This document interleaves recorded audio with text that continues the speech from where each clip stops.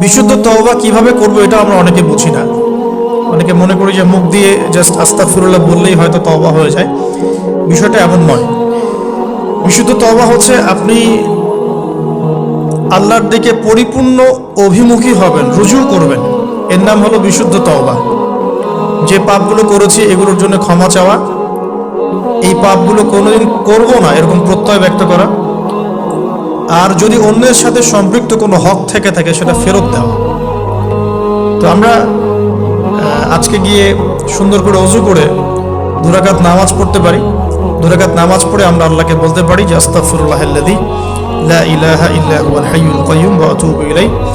আল্লাহ, আমি আমার জীবনের এই যে একটা বড় সময় তোমার থেকে দূরে ছিলাম, নামাজ কাজা হয়েছে, রোজা কাজা হয়ে গেছে, চোখের হেফাজত হয় নাই, জিনা হয়ে গেছে নাউযুবিল্লাহ, মাদকের সাথে সম্পৃক্ত ছিলাম নাউযুবিল্লাহ, আমরা মিউজিক্যাল ইনস্ট্রুমেন্ট প্লে করেছি, ইত্যাদি ইত্যাদি।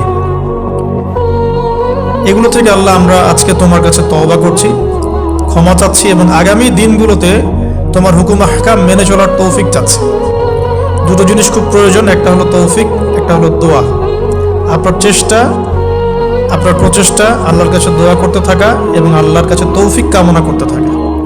আল্লাহ পাক যাকে ইচ্ছা তাকে তৌফিক দিয়ে থাকেন।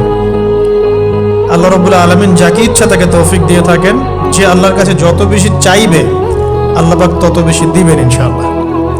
তো এই জন্য চেয়ে নিতে হবে, প্রথমত চেয়ে নেবেন যে আল্লাহ আপনি আমাকে তৌফিক দিন যাতে করে আমি আমার পুরো জীবনটাকে আপনার ইবাদতে কাটাতে পারি, আরশের ছায়া পেতে পারি।